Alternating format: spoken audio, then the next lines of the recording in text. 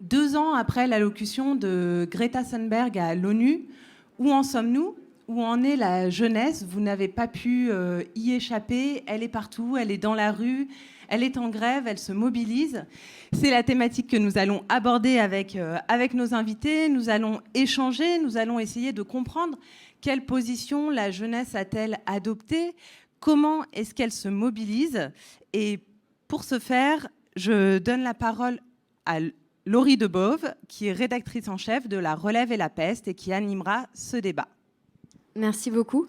Je suis ravie d'être avec vous ce soir. On a eu l'occasion d'échanger individuellement, également avec Paul, qui fait un travail formidable à Convergence sur la tenue de cette soirée. C'est vrai que c'est une table ronde assez intéressante parce qu'elle s'adresse aux jeunes, elle parle des jeunes, et vous en faites tous partie, même toi, Eva, qui te considère un peu moins jeune. Moi, j'avais la même interrogation. Je me disais, qu'est-ce qu'un jeune ? Et surtout, le climat est-il une histoire de jeunes dans une société en crise comme la nôtre actuellement ? C'est vrai qu'on vit un moment très difficile. Jean Jouzel et Audrey Pulvar l'ont brièvement évoqué, ont voulu redonner de l'espoir dans tout ça. Mais c'est vrai qu'on fait face à des vrais défis au-delà du défi climatique en ce moment. Donc, j'ai la chance d'être avec Camille Etienne. Donc, Camille Etienne est activiste climat, porte-parole du mouvement On est prêt. C'est bien ça, Camille ? Hugo Viel qui travaille à Climates et à... Et du coup, là, je travaille sur un projet lié à la loi climat, donc qui s'appelle Maintenant ou jamais. Tout à fait. Vinciane Martin du Shift Project sur la formation et l'emploi, mais aussi l'une des initiatrices du manifeste pour un réveil écologique, et Eva Sadoun qui travaille pour l'ITA. Et donc toi, tu t'occupes de décarboner l'économie, c'est bien ça ? J'ai fondé une entreprise effectivement qui s'appelle Lita.co et je suis coprésidente d'un mouvement d'entrepreneurs de la transition sociale et écologique qui s'appelle le Mouvement Impact France. Donc on est là un petit peu pour déblayer tout ça. Alors on va directement commencer par rentrer dans le vif du sujet. Finalement, qu'est-ce que c'est la jeunesse et qu'est-ce que sont les revendications de la jeunesse ? Camille, est-ce que tu peux commencer ? Je te donne la parole. Est-ce que tous les jeunes sont archi convaincus qu'il y a un vrai souci, une vraie urgence écologique, ou est-ce qu'il y a encore beaucoup de travail de sensibilisation et d'activisme à faire ? Bonjour déjà. Et c'est vrai que c'est toujours un peu bizarre de répondre au nom de la jeunesse et que médiatiquement c'est très fort de pouvoir dire les jeunes en pointant quelques-uns du doigt. On peut parler pour personne d'autre que nous-mêmes. Et je crois que c'est ce qui nous différencie beaucoup des élus, en fait, c'est qu'on représente notre propre personne, notre propre pensée et rien de plus. Après, évidemment, que ça peut être symptomatique de ce que pensent, j'espère, d'autres. Et on le voit parce qu'on est nombreux dans les rues et qu'on est nombreux dans les pétitions et qu'on est nombreux dans l'action aussi. Mais très brièvement, je pense que c'est faux de croire que la jeunesse est engagée d'un point de vue global. C'est-à-dire qu'on le voit très très bien, que non seulement c'est quelque chose de privilégié, c'est une partie de la jeunesse privilégiée qui peut se permettre de louper l'école parce que déjà elle peut avoir accès à l'école, qu'elle peut se permettre d'être au courant de ces enjeux-là parce qu'elle a un espace mental disponible qui fait qu'elle ne doit pas faire 5 jobs à côté pour payer ses études, et donc elle peut prendre du temps pour se taper des résumés du rapport du GIEC ou des conférences comme ici ce soir. Donc une partie de la jeunesse est mobilisée, qui est plutôt une partie privilégiée, et quelque part, tant mieux, dans le sens où c'est ces privilégiés qui sont responsables en priorité des émissions de gaz à effet de serre et du réchauffement. Et c'est pourtant les plus précaires qui le payent. Donc c'est important de rappeler ça, que cette jeunesse qu'on met beaucoup en avant a un certain privilège et donc une responsabilité aussi. Et pour finir, je pense qu'on a beaucoup voulu, parce que c'était fort médiatiquement aussi, politiquement aussi, de dire, c'est une belle histoire à raconter, de dire que c'est la jeune génération qui se saisit de son demain comme ça, à pleine main.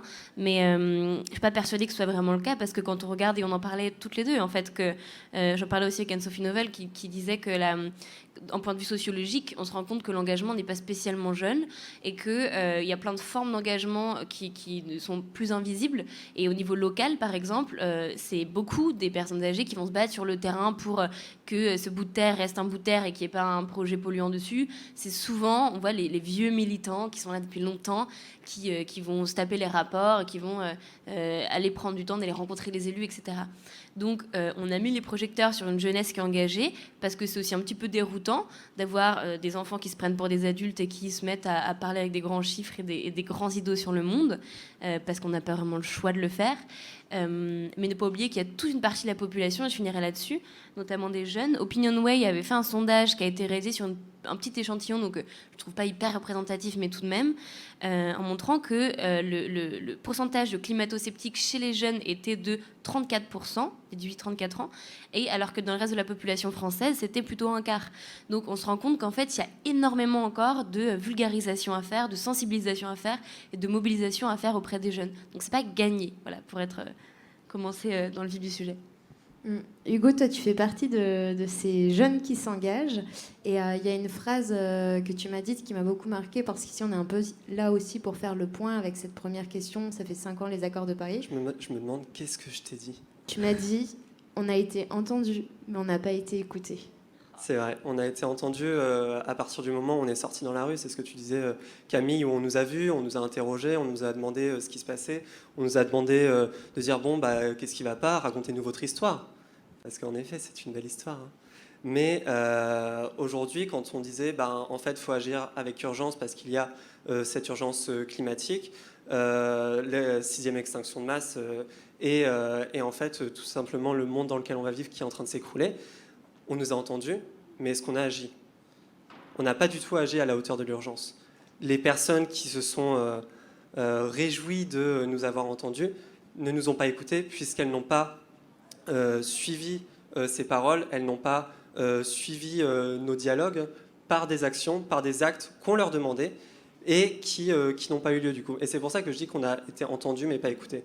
Parce qu'en effet, on était dans la rue, à l'époque où on pouvait encore être dans la rue, mais derrière, les actes qui devaient arriver ne sont pas venus.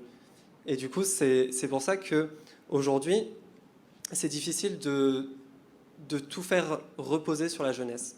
Parce qu'en effet, quand on a des personnes qui s'expriment, quand on a des jeunes gens qui viennent voir justement, comme Camille disait, avec des grands mots, avec des grands chiffres, avec cette histoire-là, et qu'en fait, il ne se passe rien derrière, en fait, on se rend bien compte que ce n'est pas parce qu'on raconte une belle histoire que derrière, il y a forcément des choses qui arrivent.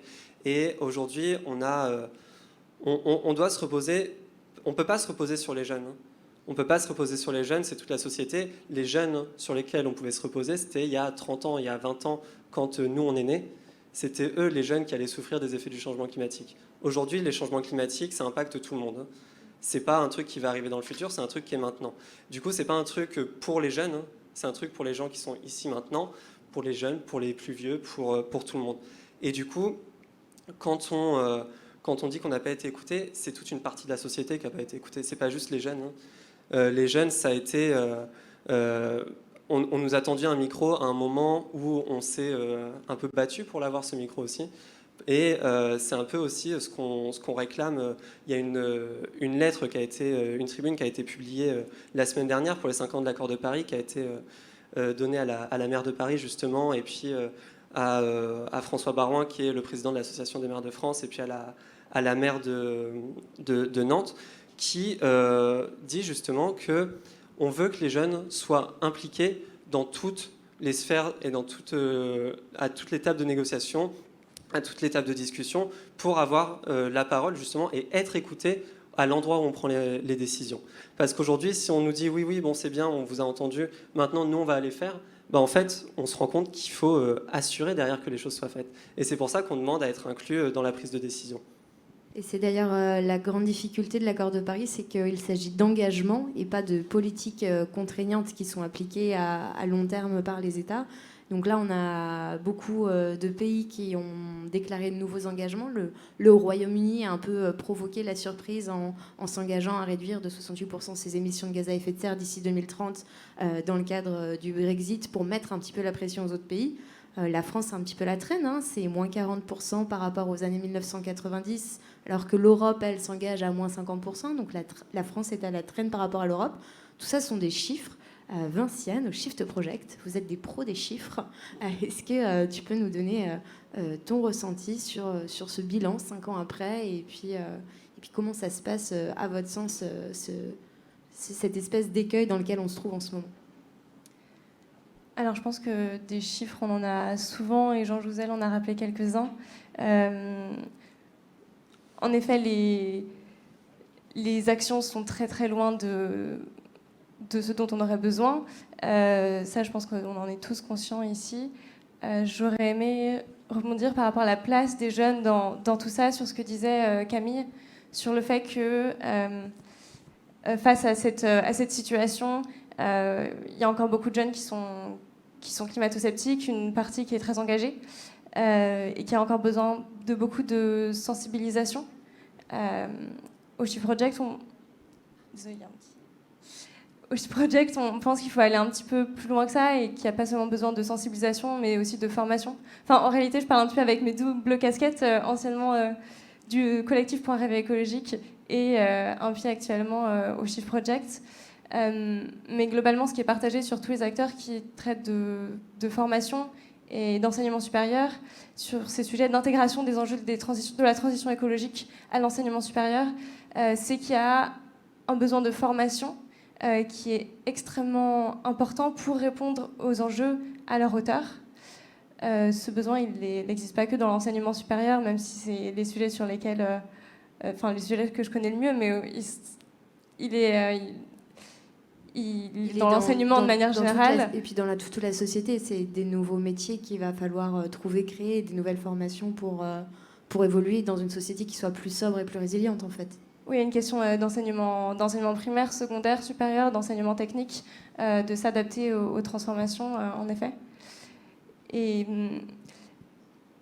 voilà, il y a besoin de mobiliser cette jeunesse qui, d'un côté, mobilise elle aussi parce que on voit que dans les établissements, il y a des étudiants qui mobilisent pour justement faire changer leur formation, mais ça doit en effet aller dans les deux sens. C'était d'ailleurs, est-ce que tu peux nous reparler un petit peu de ce manifeste pour un réveil écologique et puis de l'accueil qu'il a reçu auprès des étudiants? Le manifeste pour un réveil écologique, c'est un texte qui a été publié en 2018, qui a été écrit par des étudiants pour... d'une part, exprimer leur frustration, enfin leur conscience de l'ampleur des enjeux et leur frustration par rapport aux réponses qui sont apportées. Ces réponses étant en général pas systémiques, ça a reçu un grand écho auprès des étudiants. Il y a plus de 30 000 étudiants qui l'ont signé. Et il a donné naissance à un collectif qui s'appelle Point Réveil écologique, qui travaille sur 2 sujets. Donc d'une part, justement, le sujet de l'intégration des enjeux écologiques aux formations d'enseignement supérieur. Et d'autre part, l'intégration de ces enjeux dans les futurs emplois des jeunes étudiants. Et donc la demande auprès des employeurs, et notamment, parce qu'en l'occurrence ce sont beaucoup d'étudiants de grandes écoles, notamment auprès de grandes entreprises qui recrutent beaucoup ces étudiants, de prendre en compte ces enjeux écologiques à leur hauteur dans leur politique environnementale. Et 2 ans plus tard, est-ce qu'il y a eu un changement, un début de quelque chose, où est-ce qu'on en est? Alors, il y a eu des grandes avancées dans l'enseignement supérieur, parce qu'il y a aussi eu un momentum avec, entre autres, un rapport du Shift sur l'intégration des enjeux énergie-climat dans l'enseignement supérieur, et d'autres acteurs comme le REFED et comme beaucoup d'autres que je risquerais d'oublier, qui travaillent sur ces sujets.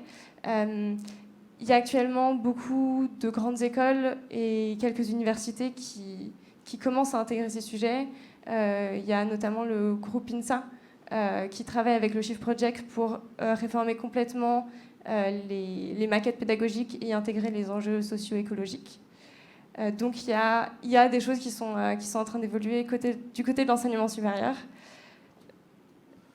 Du côté, en revanche, des employeurs, c'est plus compliqué. C'est un discours qui est entendu, mais de là à remettre en question entièrement des modèles d'entreprise, on en est un petit peu loin. Merci beaucoup. Justement, on parle de modèle d'entreprise. Du coup, je me tourne vers toi, Eva. Toi, quel est ton constat depuis 5 ans? Où ça pêche à ton sens? Et quel serait un des leviers les plus efficaces pour faire avancer tout ça? Merci. Alors effectivement, c'est vrai que on a l'impression qu'il y a un ping-pong aujourd'hui qui s'opère entre la société civile, le président, les commissaires européens, même parfois encore plus haut.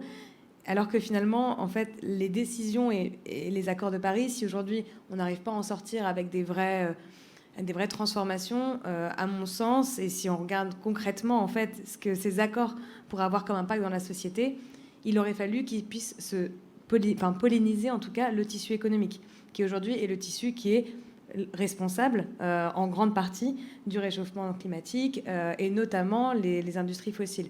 Et le problème, c'est qu'aujourd'hui, le travail de plaidoyer de la société civile, je pense, se structure encore beaucoup trop, et avant la Convention citoyenne, hein, d'ailleurs, avant, sur un réchauffement un peu global, sur une vision très macro, en fait, alors qu'il faudrait aujourd'hui s'intéresser aux différentes cibles et à voir concrètement comment est-ce qu'on transpose pour tel acteur les accords de Paris dans sa stratégie. Et c'est vrai que la Convention a permis vraiment de mettre la lumière sur ça, et on est vraiment ravis de ce travail. Et c'est pour ça que pour nous, on trouve que ce soit la proposition sur le score carbone, le reporting extra-financier, décarboner les politiques d'investissement public, enfin tout ce qui a été proposé en fait par des citoyens, ce qui est aujourd'hui en fait des évidences.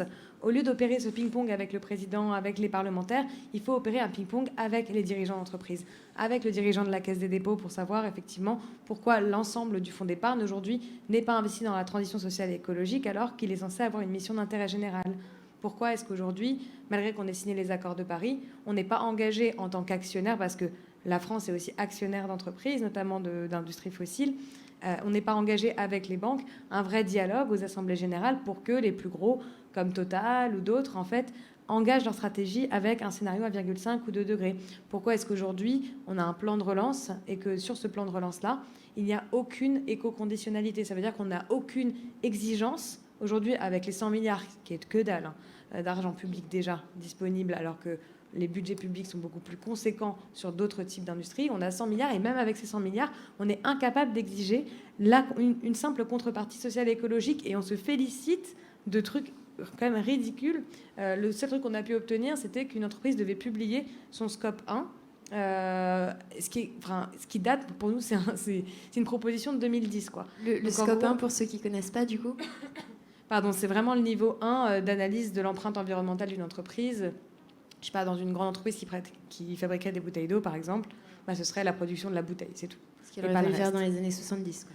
Voilà, exactement. Et donc, en fait, nous, on s'intéresse à regarder comment est-ce que, justement, on peut transposer ça au sein de l'entreprise et surtout au sein du secteur financier. Donc, on le fait notamment avec un mouvement qui s'appelle le Mouvement Impact France, qui, du coup, va effectivement opérer ce lobbying interne à l'entreprise, travailler sur une réglementation qui est adaptée au milieu de l'entreprise et au milieu financier. Et après, je vais le faire aussi au niveau de mes deux entreprises, Lita et Rift, parce que le gros sujet, en fait, c'est comment est-ce qu'on réoriente les capitaux vers cette transition. Parce que le principal problème, et on l'a vu avec un cas comme Danone, j'arrive même plus à le prononcer tellement je suis déçue, c'est que malgré qu'on ait un dirigeant d'entreprise qui a envie de faire évoluer son entreprise, malgré qu'on ait eu des très belles annonces, un plan stratégique, si les actionnaires ne suivent pas, l'entreprise est incapable de réaliser sa transition. Et à partir du moment où on a une crise, comme ce qui arrive à peu près toutes les 5 minutes sur les marchés financiers, et que le cours de l'entreprise, comme Danone, a du coup baissé de 30%, on est obligé d'opérer un plan de licenciement fort et de mettre sa mission de côté. Donc en fait, on a besoin d'engager ceux qui sont tout cachés, mais qui sont à la racine en fait de l'économie, qui est le secteur financier. Et si on veut le faire, on doit le faire à 2 niveaux. On doit réorienter les stocks aujourd'hui qui sont disponibles. Rien qu'en France, on a 5 000 milliards d'épargne qui ne dort pas, justement, qui est investi de la manière dont les banques investissent, de la manière dont la Caisse des dépôts investit, de la manière dont l'État investit sa dette. Et on doit également créer de la valeur monétaire, faire de la création monétaire en faveur de la transition. Et si on veut faire ça, il y a 2 choses à faire. C'est qu'il faut qu'effectivement tous les flux d'épargne aujourd'hui soient conditionnés à ces enjeux climatiques et sociaux, mais pour ça, il faut que les gens comprennent comment fonctionne l'épargne et comment est-ce qu'elle est dirigée, et ça, on essaie de le faire avec Rift. Et notamment, on a Carbone 4 qui réalise en fait l'ensemble des analyses sur les produits d'épargne qui permet aux gens de comprendre l'impact en fait carbone direct de leur épargne. Et on doit le faire avec de la création monétaire en faveur de la transition. Parce que du coup, peut-être petite pédagogie, quand une banque va faire un crédit, il y a à peu près que 10% qui est de l'argent qu'elle a, et il y a 90% qui est de la monnaie qui est créée. Et en fait, on peut créer de l'argent comme ça, c'est fabuleux. Et donc, on est capable aujourd'hui, avec un plan de création monétaire, de rediriger cette création monétaire vers la transition sociale et écologique. Donc, c'est enjeux de ce niveau-là qu'on attend en fait de nos régulateurs, mais surtout des banques et des entreprises. Alors justement, la jeunesse qui milite au mois de février 2020 s'était introduite dans les locaux de BlackRock, un gestionnaire d'actifs. Donc comment je ne sais pas si Camille, toi, tu avais suivi cette action, ou Hugo peut-être, comment du coup la jeunesse perçoit ce monde de la finance que décrit Eva, qui est un petit peu opaque et difficile à affronter, parce que c'est très vite diaboliser le mal, et comment on rejoint les deux mondes pour essayer de convaincre le camp en face. Déjà, on le rejoint en parlant avec Eva. Parce que Eva, elle arrive à vulgariser, elle arrive à expliquer un peu en quoi ça importe d'aller là-dedans. Mais là, on parle de l'accord de Paris. L'accord de Paris, c'est... alors, article 2, petit 1, petit c, c'est justement sur tous les flux financiers qui doivent être dirigés vers un monde sans carbone, etc. Donc l'accord de Paris, c'est pas juste les 2 degrés, c'est pas juste les 1,5, c'est aussi la finance, parce que évidemment les pays savent très bien la place que la finance a. Après, c'est sûr que, comme on le disait, c'est un monde hyper opaque, c'est un monde qui est compliqué à comprendre et qui, justement, vers lequel on a du mal à aller parce qu'on se dit, non, mais en fait, c'est pas pour nous. Et justement, Eva, tu le disais, on aborde les choses de manière assez macro, sans aller voir justement dans le détail où est-ce qu'on peut avoir cet impact-là et changer du coup la source. On dit l'argent, c'est le nerf de la guerre. Pour le climat aussi, en fait. Pour le climat aussi. Et changer les flux financiers, leur direction, va changer la nature de l'économie. Et on sait très bien que cette économie doit changer aujourd'hui. Une économie qui repose sur les énergies fossiles doit complètement être transformée. On peut parler d'économie d'usage, on peut parler de beaucoup de choses, mais aujourd'hui, on sait, quand on parle, si on reprend les 5 thématiques de la Convention citoyenne pour le climat, se nourrir, se loger, se déplacer, tout ça, il y a des entreprises derrière. Il y a des entreprises, il y a des secteurs d'activité. Et en effet, c'est via les flux financiers et via les investissements qu'on va faire pour aller d'un côté ou de l'autre. Et il y a des choix à faire. Aujourd'hui, le choix qui a été fait avec le plan de relance n'est pas du tout le bon choix. Aujourd'hui, on se targue d'avoir 30 milliards qui sont écolos. Super. C'est encore même moins que 30 milliards selon le dernier rapport du Haut Conseil pour le climat. Et les 70 autres milliards, on en fait quoi ? Où est-ce qu'ils vont ? Et ça, justement, c'est hyper ambigu et on a du mal aujourd'hui encore à se saisir. La société civile, il y en a qui le font très bien. Je sais que le RAC, le réseau Action Climat, bosse beaucoup là-dessus. Mais du coup, comment aussi, chez les jeunes, on a du mal à aller vers la finance. La finance, ça correspond un peu à... C'est l'histoire, on parlait d'histoire tout à l'heure, c'est l'histoire du trader et tout. Et du coup, c'est un peu... c'est pas bien, quoi. On préfère s'en tenir éloigné. Mais en fait, il faut comprendre comment ça fonctionne pour ensuite, derrière, réussir à changer ce système qu'on veut changer, justement. Et Eva parlait de création monétaire. Je crois qu'après, il y a Pierre Larouturou qui va intervenir avec une vidéo. Mais avec Pierre, et du coup, Jean, que j'avais rencontré l'an dernier en travaillant avec eux sur le pacte finance climat, on parlait de création monétaire, on parlait de budget climat au niveau de l'Union européenne, et justement de l'argent qui serait 100% pour la transition écologique, pour créer des millions d'emplois verts en Europe. Et en effet, du coup, l'argent, c'est le nerf de la guerre, mais quelle guerre on a envie de faire aujourd'hui ? Camille, tu veux rebondir ? J'aurais rien de beaucoup plus pertinent que ces deux-là à rajouter sur le sujet. Hein. Vraiment, c'est les pro la finance. Non, mais en tout cas, je pense qu'on a un truc à comprendre, c'est qu'on ne peut pas être partout tout le temps, qu'on ne peut pas porter sur chacun de nos poids l'intégralité parce que souvent, quand on a un peu on porte-parole d'un truc ou on a des gens qui nous entendent, qui nous écoutent, on dit mais t'as pas parlé de ce petit truc, chacun a son combat, et donc il est en mode mais toi, est-ce que t'as pas parlé de ce truc-là, et je sais que chaque truc est important, et ce qui est chouette, c'est qu'on est complémentaires, et c'est là où c'est intéressant, c'est-à-dire que moi ça m'est arrivé là, récemment, suite au MEDEF, j'ai eu pas mal de CEO de grandes boîtes qui m'ont appelé, et donc moi j'ai parlé de mes combats, de mes sujets, et après je lui ai dit alors attendez, par contre je vous mets en relation et vous rencontrez notamment la CEO de Aigle, qui j'ai renvoyé vers Eva, parce que je sais que moi j'ai dit bon, pour la partie finance, vous voyez avec cette fille et c'est bon. Donc en fait, ce qui est cool, c'est ça, c'est qu'ensemble, on arrive à avoir un impact assez pertinent. Moi, peut-être mon truc, c'est d'aller les titiller, d'aller chercher l'émotion aussi, d'aller parler de ces questions de décroissance, de prendre un peu plus de hauteur peut-être, d'être dans des idées. Et puis après, dès que j'ai besoin de concret, je sais que je peux aller voir là, ou je les ai renvoyés vers le shift aussi, c'est assez drôle. Je crois que je les ai renvoyés vers à peu près chacun de cette table ronde. Donc c'est ça qui est important, c'est de se rendre compte qu'on est complémentaires. Et justement, c'était assez intéressant cette expérience au MEDEF. Peut-être que les gens qui regardent la vidéo ne sont pas tous au courant. Est-ce que tu peux en parler et réexpliquer comment tu t'es retrouvée à intervenir là-bas? Bon, alors ce qui est très rigolo, c'est que ça a été hyper, ça a buzzé complètement, alors qu'en soi, parce qu'il se trouve qu'il y avait un journaliste du Huffington Post sur place, mais dans l'absolu, ça m'est arrivé plein de fois, et ces réactions-là ne sont pas mais du tout nouvelle. C'est-à-dire que j'étais avec quelqu'un du Mathieu du Manifeste étudiant aussi, avec une table ronde où il y avait des gens de l'énergie, Schlumberger, Total, tout ça. Et ces 2 heures de table ronde, il n'y avait aucun journaliste, mais je crois que les réactions étaient 1000 fois pires. Enfin, s'il y a des journalistes qui ont envie de voir un petit breaking news, on peut vous filer les rushs, c'est incroyable. Hein, ça pourrait bien plus marcher. Mais non, en fait, comment je me suis retrouvée là-bas c'est l'idée de dire que 3 vérités passent toujours par 3 étapes, enfin toute vérité passe toujours par 3 étapes. D'abord, elle est complètement ignorée, puis elle est ridiculisée, combattue, et enfin, elle est acceptée comme ayant toujours été une vérité.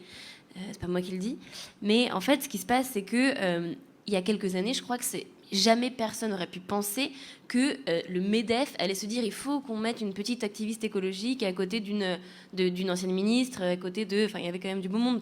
Et déjà, le fait qu'on nous invite et que le fait de ne pas nous inviter soit un problème en soi et soit quelque chose qu'on va pointer du doigt, ça montre qu'on a déjà un petit peu avancé. Donc ça, c'est le côté positif. Le côté, donc, il se trouve que je me suis invitée là-bas et que j'ai dit rien de révolutionnaire ni d'absolument brillant. J'ai juste dit coucou. Il se trouve que on a des limites planétaires. Enfin, le monde n'est pas infini. C'est des scientifiques qui le disent. C'est très simple. Il y en a 9. Il se trouve qu'on en a déjà franchi certaines, et que là, on est en train de faire de l'économie un truc infini. Je pense qu'un enfant de 4 ans est capable de comprendre qu'on ne peut pas faire rentrer un carré dans un rond. Enfin, à un moment donné, si on continue, on va droit au mur. Et j'ai juste rappelé l'origine de l'économie, qui était pour moi de dire c'est quoi l'économie. Je comprends sûrement bien moins ce que ça veut dire qu'Eva, mais j'ai fait quand même des études d'économie pour me dire c'est important, il faut que je sois pas trop larguée. Donc je suis en master là-dedans, je galère. Mais ce qu'on m'a appris en tout cas, c'est que l'économie, à la base, ça repose sur la confiance, que c'est une histoire qu'on se raconte, que le billet de 10 euros, il vaut 10 euros parce que collectivement, on a dit il vaut 10 euros. Si on le brûle, si on décide qu'il ne vaut plus 10 euros, il ne vaut plus 10 euros. À l'inverse de si on dit qu'il n'y ait plus de CO2 dans l'air, il y aura toujours du CO2 dans l'air. Aurélien Barraud l'explique très bien. Donc l'économie, c'est l'oikos, c'est la gestion de la maisonnée, en gros, c'est ça. C'est dire comment est-ce que, comme la police, c'est la gestion de la cité, la politique, et là c'est l'économie, c'est comment est-ce qu'en tant que famille, on se débrouille. Donc je leur ai juste rappelé ça en disant, les gars, pour info, l'idée à la base, c'était, on est une société, on veut aller mieux, donc être en meilleure santé, avoir plus accès à l'éducation, tout ça, c'est cool, super projet. Je suis grave d'accord, croisons dans ce sens-là. Mais à un moment donné, si on nous dit qu'on produit trop de manière à mettre en péril notre propre existence, ça devient complètement schizophrène. Et dans ce cas, est-ce que vous êtes d'accord pour dire que ça n'a plus de sens? Donc, est-ce que peut-être il ne faudrait pas produire un peu moins et travailler un peu moins? Là, la phrase qu'il ne fallait pas prononcer au MEDEF. Du coup, forcément, les journalistes s'étaient foutus de ma gueule en me disant « Oh là là, travaillez moins en MEDEF ». Et ils se sont aussi moqués de moi en rigolant. Mais sauf que, pour moi, c'était juste du bon sens. Et ce qui est chouette, c'est derrière la réaction, vu que ça a beaucoup tourné, c'est qu'en fait, ils se sont rendus compte que c'était peut-être eux qui étaient décalés, pas spécialement moi. Et surtout, il y a vraiment la réaction devant les caméras que je me prends tout le temps, qui est du dédain, de la condescendance, et la réaction derrière les caméras qui est très différente, où derrière, j'ai eu plein de grands chefs d'entreprise qui ont décidé de passer du temps avec moi, et après que j'ai renvoyé vers d'autres gens, qui disent en fait merci parce que ça nous permet d'avoir des débats en interne, de poser des questions sur la table, qu'il y a 1 an, jamais on aurait pu imaginer avoir un débat de décroissance à l'intérieur du groupe Total. Donc voilà. Après, pour finir, je crois que c'est symptomatique pour moi je dis souvent j'aime pas trop le mot vieux monde, mais j'ai rien trouvé de mieux d'ici là. Faudrait qu'on réfléchisse, brainstormer un truc cool. C'est ces vieilles valeurs dans lesquelles on est attaché, ces rêves qui sont plus les nôtres. En fait, l'idée de se dire on va faire un taf qu'on n'aime pas trop, un stage qu'on n'aime pas trop, pour s'évader 2 semaines par an à Bali et avoir une grande maison en banlieue.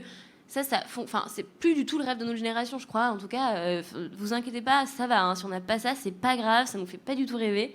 Mais du coup, il y a quand même des gens qui sont attachés corps et âme à ce truc-là, et c'est très bizarre.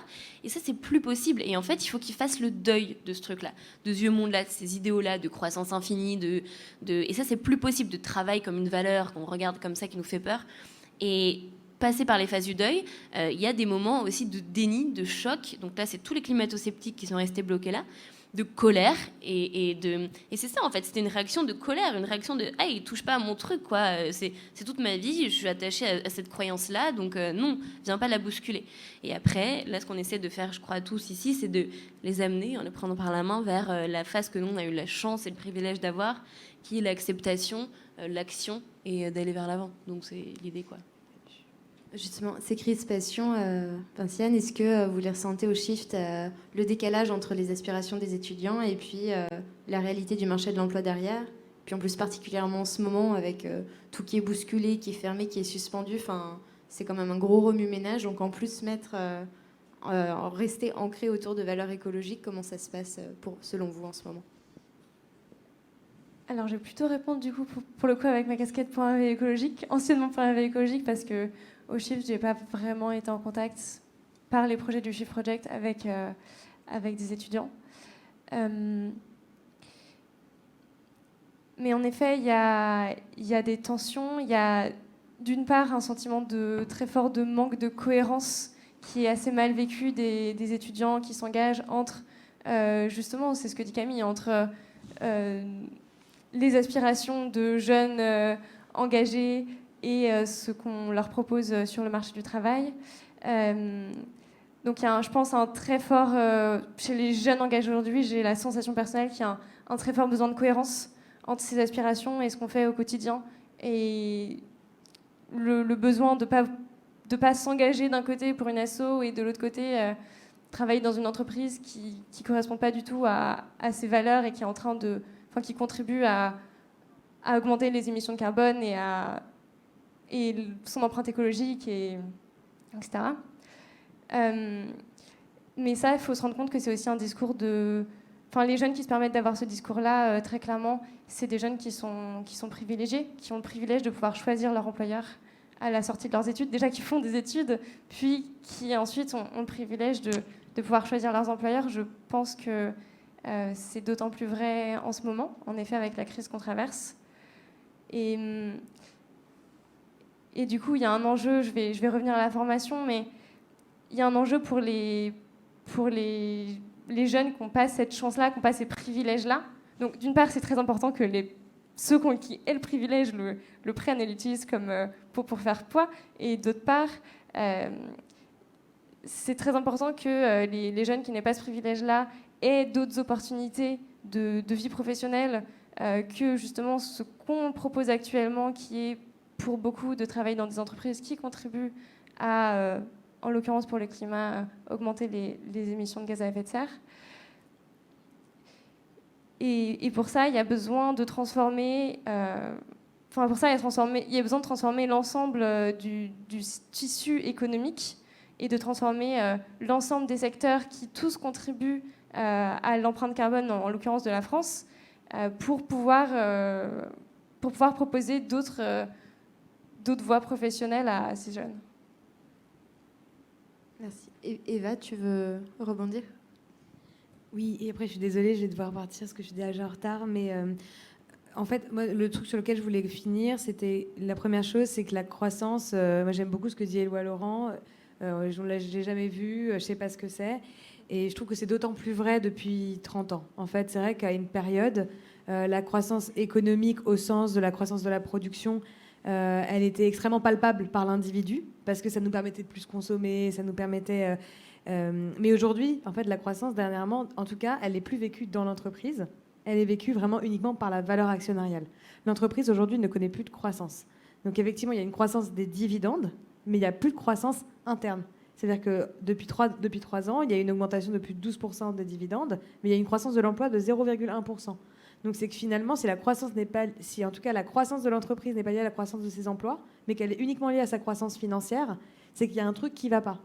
Et quand en plus certains en fait vendent ce truc de la croissance, ils le vendent pour en fait caricaturer le propos de personnes comme Camille. Mais au final, ils savent très bien, au fond d'eux, que la croissance qu'ils défendent, c'est uniquement la croissance de l'actionnariat, la croissance de la valeur financière de l'actionnariat.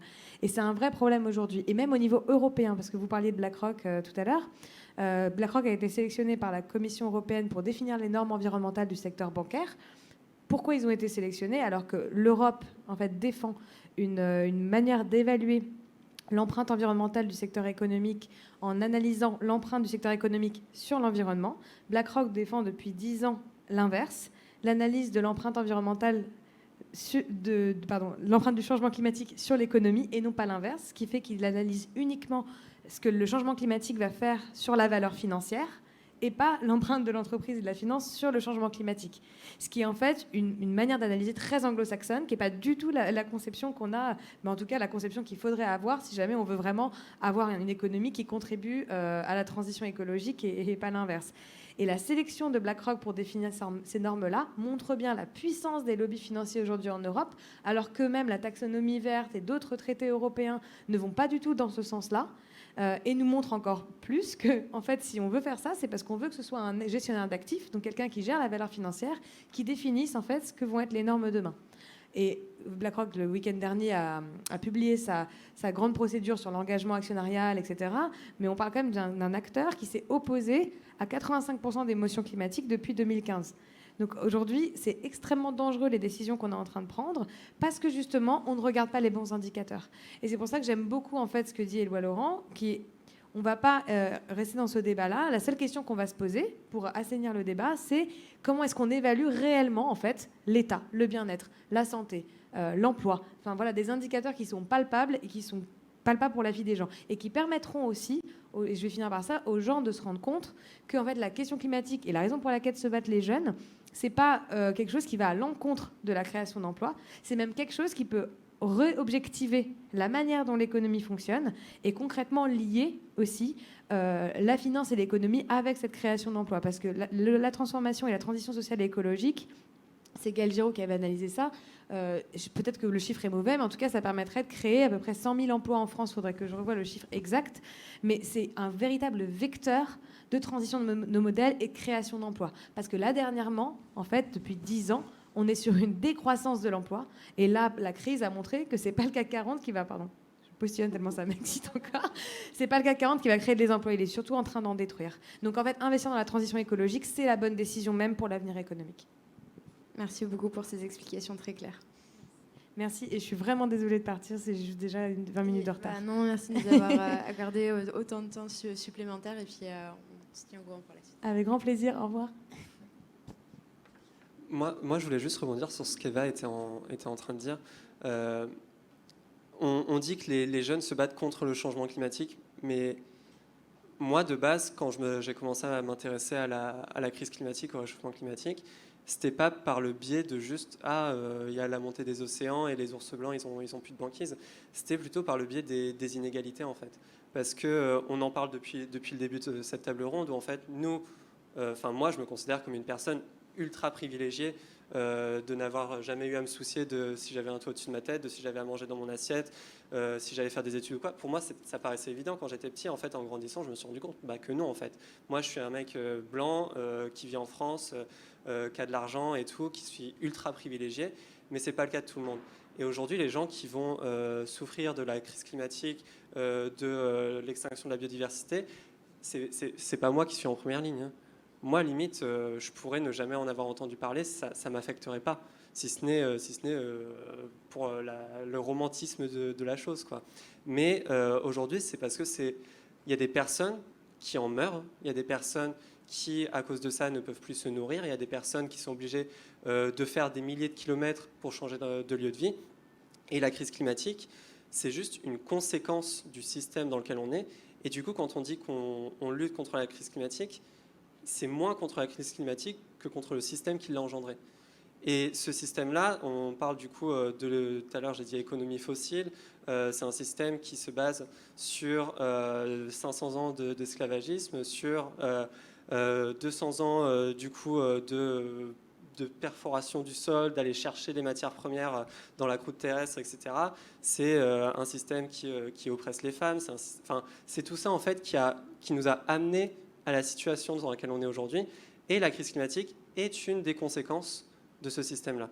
Du coup, Eva avait parfaitement raison en disant qu'on ne lutte pas contre la crise climatique, on lutte contre le système qui l'a engendré afin de le changer et de pouvoir se reposer les bonnes questions de pas comment on va avoir plus de dividendes à la fin du trimestre, mais comment on fait en sorte que tout le monde ait accès à l'eau potable, que tout le monde ait accès à l'éducation, que tout le monde ait un toit au-dessus de sa tête, à manger, etc. Et en fait, Thibaut a parlé des objectifs de développement durable au début. C'est de ça qu'on parle, c'est comment on arrive à créer une nouvelle société et des nouvelles valeurs aussi, sur des nouvelles valeurs. Et le premier objectif, le premier des objectifs de développement durable, c'est d'ailleurs l'éradication de la pauvreté, qui a augmenté en France, avec près de 10 millions de pauvres d'ici la fin de l'année 2020. Et le Secours catholique qui a alerté là-dessus, qui demande d'ailleurs l'instauration d'un revenu minimum. Donc il y a aussi des leviers comme ça, institutionnels, que la société civile, peu importe son âge, peut choisir de s'emparer et de pousser à un niveau local. Camille, toi, comment tu vois les défis autour de l'activisme et du militantisme climat dans cette démarche de révolution d'un système? C'est un petit peu aussi ton discours. Tu pointes aussi les causes, tu dis pas juste il y a un problème, il y a un objectif, un palier à ne pas dépasser, plutôt qu'un objectif d'ailleurs. On parle d'un palier de 2 degrés, chaque dixième de degré va compter. Je pense qu'on l'a vu avec l'étude dont tu parlais en début de soirée, pas tout le monde n'a encore vraiment conscience que chaque dixième de degré crée une différence extrême dans les répercussions pour juste le quotidien des gens. Comment toi tu vois les enjeux là pour la suite avec tout ce qui se passe en ce moment? Quelle question, dis donc. Dans la question systémique, oui, j'ai 1 milliard de choses à dire, mais je vais essayer de choisir. C'est pas grave, je le dirai dans d'autres tables rondes, vous regarderez ou pas. Non, mais juste pour dire pourquoi un demi-degré, ça change. Moi, j'ai donné des cours en parlant de formation, là, je peux te parler, mais j'ai donné des cours à des SECPA pendant le confinement. Et je crois que c'est un des plus belles... Oh, c'est tellement cliché de dire ça. J'ai tellement appris. Non, mais c'est pas ça. C'est juste que je me suis rendu compte, en fait, à quel point c'était ouf. À quel point, en 3 heures, je leur disais... parce qu'on me posait la question, du coup, ça change quoi? 2, 3 degrés, on met un pull en plus, ou c'est quoi le plan? Et quand tu montres la dernière ère glaciaire en Europe, la carte, en disant, mais il n'y a que 4 degrés de différence avec maintenant, et que tu dis, OK, les potes, ce qui nous attend à 4 degrés, c'est des endroits où, comme en 2100, nous, on sera encore... Enfin, peut-être on sera plus là, mais en tout cas, si on a des enfants, potentiellement ils seront encore en vie. On peut, comme le Mexique, où il y a 360 jours par an qui sont au-dessus du seuil létal en termes de température, donc on ne pourra plus vivre. En Indonésie, c'est pareil. Enfin, on se rend compte en fait que c'est énorme. Et je me suis rendu compte en 3 heures, avec mon petit niveau de connaissance, même si je fais le max scientifique, comment est-ce que tu arrives à faire prendre conscience à des élèves qui après sont devenus des petits révolutionnaires trop mignons, qui m'envoient des messages et qui ont des idées de ouf et qui poussent pour faire passer leur cantine en bio, enfin plein de trucs en interne et qui ont envie de changer le monde. En 3 heures, je me dis, mais à quel point, en fait, si tout le monde était au courant, donc après je réponds à la question systémique, mais juste pour moi, je me dis, c'est pas possible, il y a un vrai problème d'accès à la formation et à l'information, parce que si tout le monde est au courant, je comprends pas pourquoi parce qu'on n'est pas en train de tous paniquer, quoi. Enfin, de prendre le truc à bras le corps et de tout faire pour que ça s'arrête, pour qu'on sauve cette vie-là. Enfin, je veux dire, chaque être humain ici dans cette pièce, je crois, est normalement constitué et amassé la vie pour se battre pour elle. C'est de ça qu'il s'agit à la base. Enfin, on vous parle pas comme dit Hugo, et pour moi, c'est l'aspect systémique, c'est de montrer que c'est pas un hobby du dimanche. Enfin, je veux dire, c'est pas un truc, hey, c'est l'écolo de service, on lui ferait une brosse à dents en bambou à Noël. Non, c'est pas que ça. Il ne s'agit pas juste parce qu'on est passionné par les koalas. C'est ici, maintenant. Tu le rappelais, Hugo, il y a 50 000 personnes qui meurent. Enfin, je ne rappelle pas ce chiffre-là, mais je le fais. 50 000 personnes qui meurent chaque année de la pollution de l'air, rien qu'en France. Le Covid, et c'est pas pour hiérarchiser. Il y a je sais pas, je n'ai pas regardé les derniers chiffres, mais c'est un peu plus de 40 000 morts. Bientôt 50, je pense, malheureusement. Mais on en est là, et en fait, on se rend compte que quand il y a une menace qui pèse, très bien, on arrive à prendre des décisions. Il y a une menace qui pèse sur, en l'occurrence, c'est le plus fragile d'entre nous. Parfait, on prend des mesures. Là, il y a une menace qui est démentielle, qui pèse aujourd'hui, et en fait, on n'est pas capable on dit l'excuse de ce fameux truc systémique de dire c'est compliqué, c'est un système, c'est long, ça prend du temps. Camille, on ne peut pas arrêter cette machine. C'est faux. On l'a fait pour le Covid en quelques jours. On a cloué tous les avions au sol. On a interdit à des gens de sortir de chez eux. On a fermé des entreprises. On a pris des mesures radicales parce qu'il y avait une menace qui pesait sur nous. Donc quand il y a une menace qui pèse sur nous, c'est important aussi de le prendre. Je crois qu'il faut que je me taise. Mince. Bon, et ben écoutez, c'est pas grave, je me tais. Mais tout ça pour dire, c'est ici maintenant, c'est pas un hobby du dimanche, et c'est en effet systémique parce qu'on ne pourra pas avoir de changement qui vient que de notre petit colibri. Parce que l'incendie continue et les pompiers n'arrivent pas. Donc il faut qu'on éteigne le feu nous-mêmes et tous ensemble. Tout à fait. Je crois qu'on devient un petit peu court en temps, donc je vais juste conclure cette table ronde. Je suis désolée, sauf si vous vouliez rajouter quelque chose tous les deux. Je voulais aussi rappeler qu'en ce moment, c'est quand même une période assez compliquée au niveau de la liberté d'expression dans les rues. Donc c'est peut-être le moment d'être malin pour ceux qui souhaitent s'engager et transformer durablement la société en profondeur, de ne pas se laisser abattre, de trouver des espaces de solidarité et de construire des îlots de résilience à tous les endroits et de résistance à tous les endroits possibles et imaginables. J'ai eu la chance ce soir d'accueillir des personnes qui font un travail remarquable de formation, de sensibilisation et de pédagogie. Avec mon média Petit Instant Promotion, j'en profite, la Relève et la Peste, nous faisons aussi un gros suivi des luttes locales et des enjeux systémiques liés au dérèglement climatique qui s'inscrivent, on ne le répétera jamais assez, dans des questions de justice sociale et environnementale. Les deux vont de pair. On n'a jamais eu autant besoin d'être solidaires, donc faisons-le ensemble écologiquement.